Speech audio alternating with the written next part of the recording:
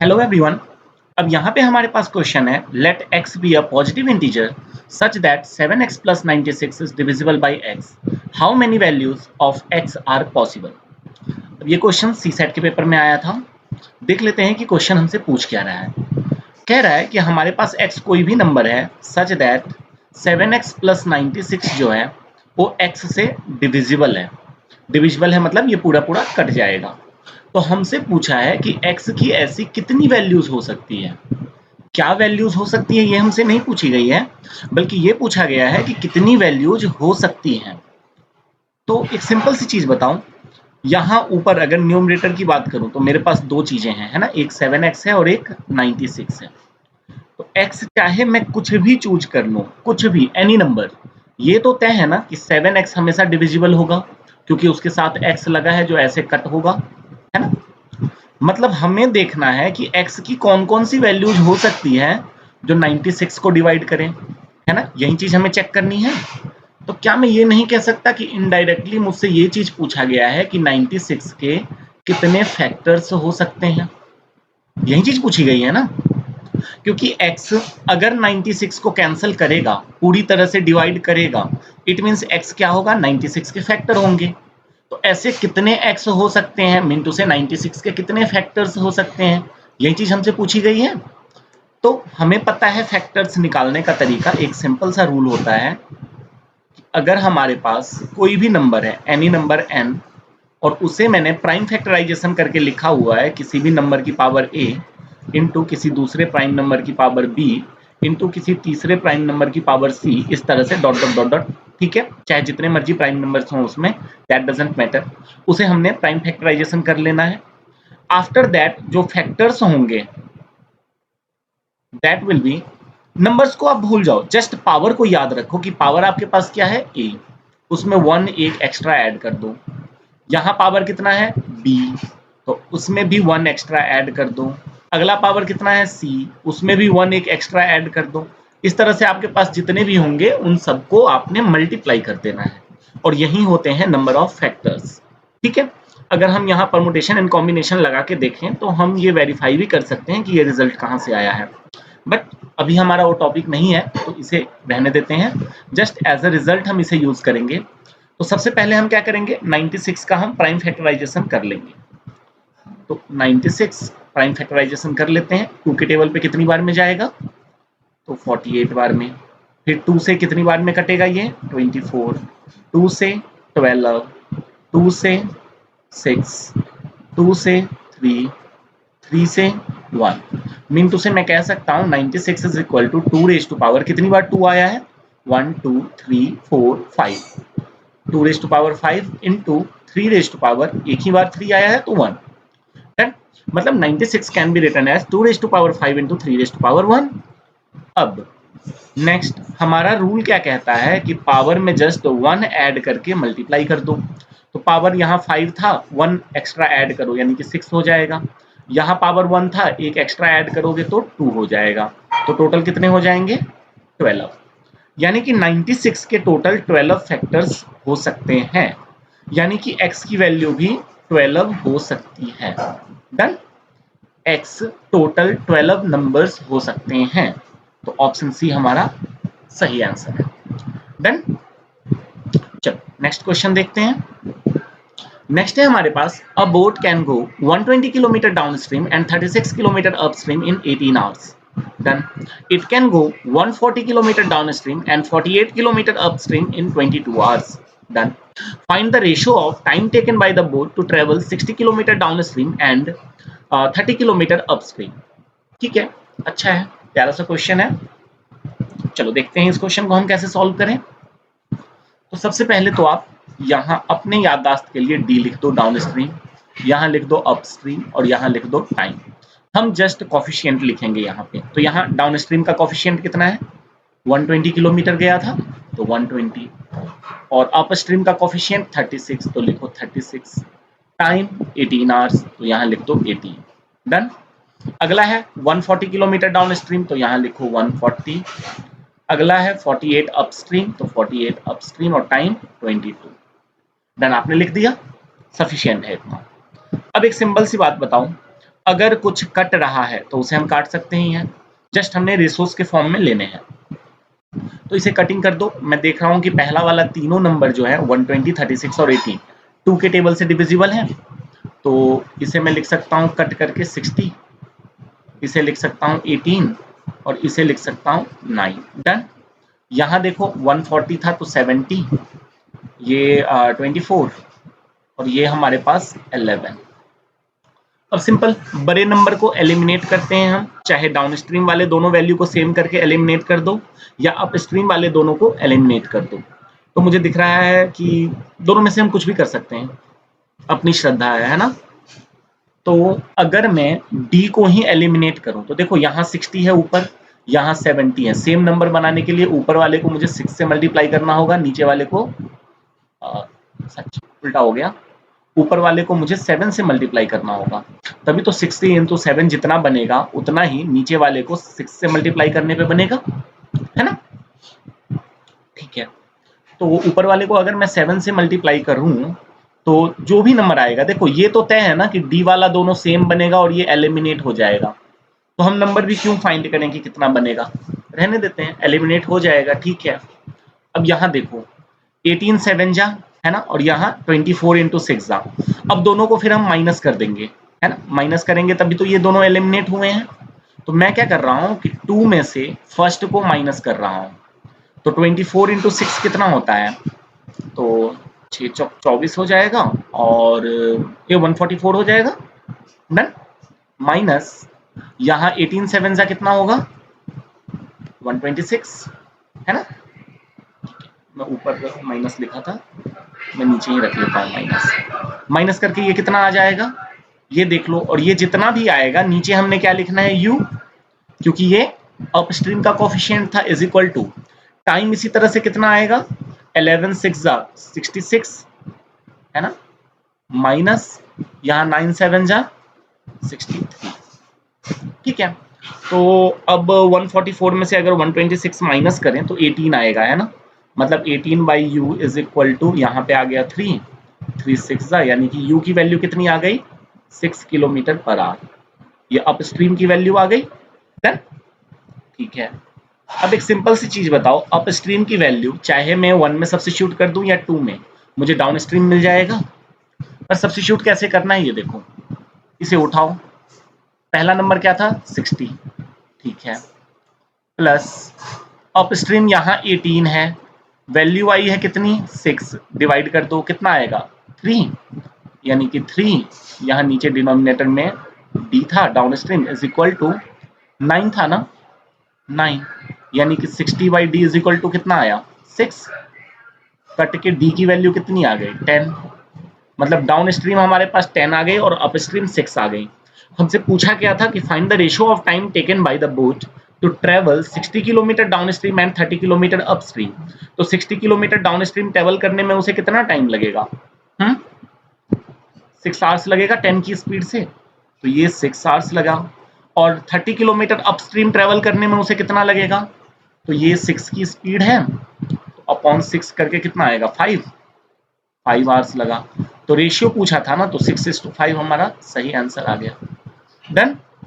Clear है ये चीज भी, चलो कोई कष्ट पीड़ा तो नहीं है ना यहां तक। चलो नेक्स्ट करते हैं हम।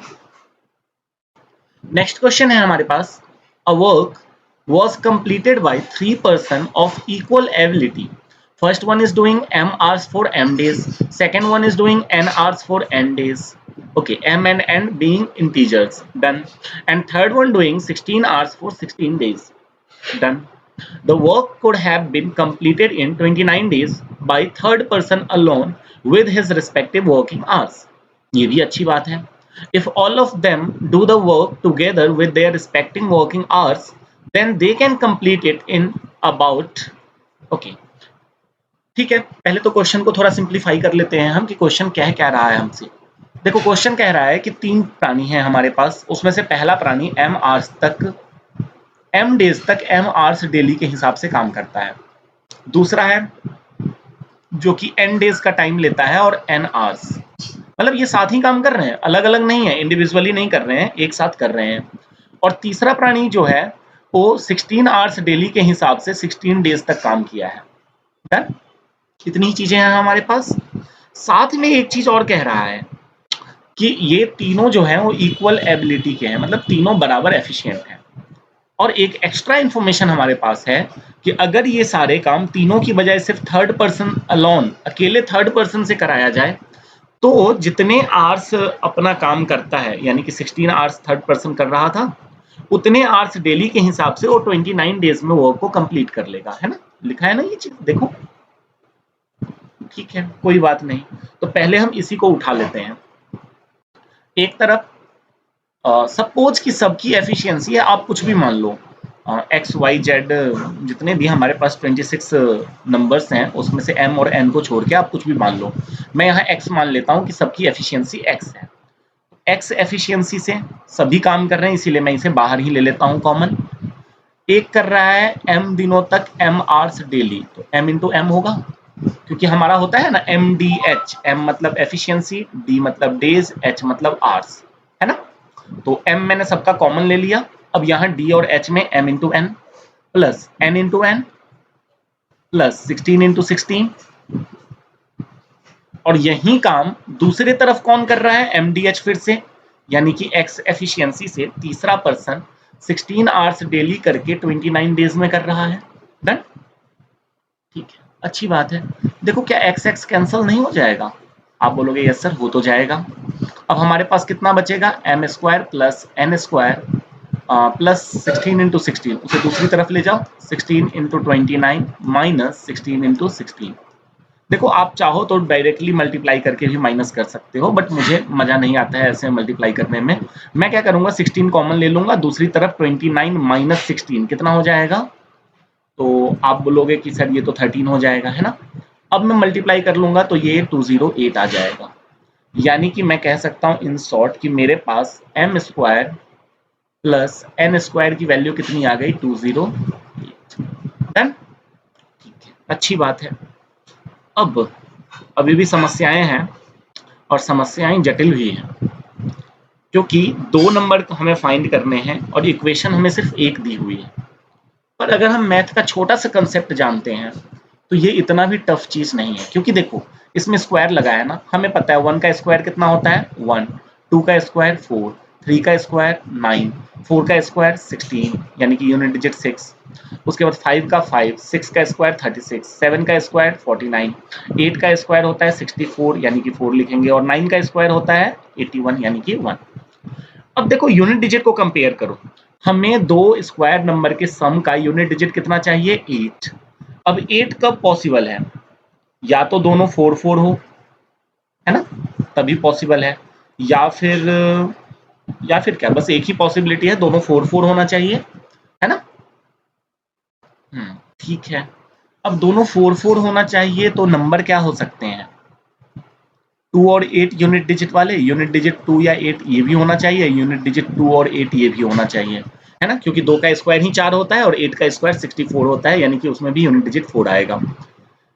तो एक बात बताओ, 2 और 8 यूनिट डिजिट से 208 के आसपास स्क्वायर वाले कौन कौन से नंबर बना सकते हैं, या तो 2 का स्क्वायर 4 हो सकता है, 8 का स्क्वायर 64 हो सकता है, या 12 का स्क्वायर 124 हो सकता है, या 18 का स्क्वायर 324 हो सकता है ना। मतलब नंबर मेरा 2 और 8, 12 और 18 हो सकता है।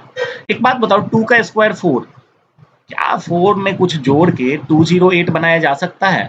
नहीं बना सकते, क्योंकि मैक्सिमम नंबर भी ले लें, देखो 18 का स्क्वायर कितना होता है 324, ये तो पहले ही आउट हो जाएगा क्योंकि हमारा नंबर 208 है, ये बाहर चला गया। अब 4 का स्क्वायर, दूसरा मैं सबसे बड़ा नंबर भी ले लूं तो 144 ही बनेगा, दोनों को ऐड करके कभी भी 208 नहीं बनेगा, यानी कि ये भी आउट हो गया। तो हमारे पास क्या पॉसिबिलिटीज बनी, 8 और 12 की। तो जरा देखो 8 का स्क्वायर कितना होगा 64, और 12 का स्क्वायर कितना होगा 144। क्या इन दोनों को ऐड करने पे 208 बन रहा है? आप बोलोगे यस सर बिल्कुल बन रहा है ना, बोलोगे ना। चलो डन। इसका मतलब m की वैल्यू कितनी आ गई 8, और n की वैल्यू कितनी आ गई 12। तो देखा, मैंने कहा था ना, अगर मैथ का एक छोटा सा कंसेप्ट हमें पता हो तो हमें ये समस्या उतनी भी जटिल नहीं लगेगी। डन। चलो नेक्स्ट अब क्वेश्चन क्या पूछ रहा है, ये तो हो गया कि जितनी इंफॉर्मेशन उसने हमें दी थी उससे हमने डेटाज एक्सट्रैक्ट कर लिए, बट वो पूछ हमसे कुछ और रहा है। पूछ रहा है कि if all of them do the work together with their respective working hours, जो लोग जितने घंटे काम कर रहे थे उतने ही घंटे के दिहाड़ी पे अगर वो काम जारी रखते हैं और साथ में वर्क करते हैं, इसमें तो ऐसा था ना कि एम घंटे तक डेली काम करके एम डेज में पहला बर्तन काम करके चला गया, दूसरा बंदा फिर आया उसने एन डेज तक काम किया एन आवर्स के लिए, है ना। तो बट अभी अब साथ में काम कर रहे हैं, है ना, बस दिहाड़ी अपना अलग अलग लगा रहे हैं। तो कितने दिन में काम कंप्लीट हो जाएगा।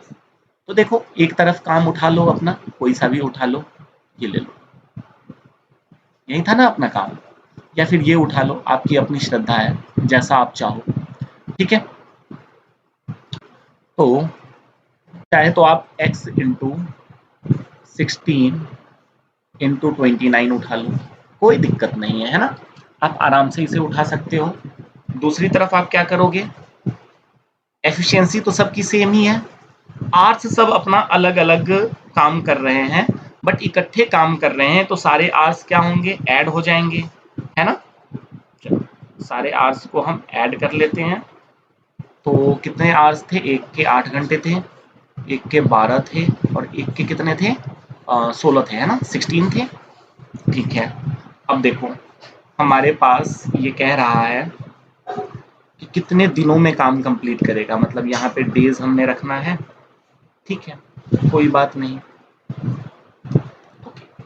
तो देखो x x तो ऐसे ही कैंसिल हो गए, ये मल्टीप्लाई करके आपका आ जाएगा 464, यस 464, और डेज की वैल्यू चाहिए तो ये नंबर जो ऐड करके आएगा 36, उसे डिवाइड करो इज इक्वल टू डी। तो डी की वैल्यू कितनी आएगी, अगर हम यहाँ पे डिवाइड करना चाहें तो देखो 36 से 1 टाइम में जाएगा तो 36, यहाँ 46 था यानी कि 10 बचेगा, 10 और 4 यानी कि 104, तो 36 थ्रीजा होता है 108, बिल्कुल नजदीक है ना। तो हम कह सकते हैं डेज जो होगा अप्रोक्सीमेटली 13 डेज लगेगा, 12.9 के अप्रोक्स शायद आएगा, दैट इज अप्रोक्सीमेटली 13, क्योंकि हमारे पास फ्रैक्शनल ऑप्शन नहीं है, या तो 12 है या 13 है, तो हम 13 पे टिक करेंगे कि 13 डेज से टाइम लग जाएगा। क्लियर है इतना, चलो आज के लिए इतना रखते हैं, बाकी हम नेक्स्ट में देखेंगे।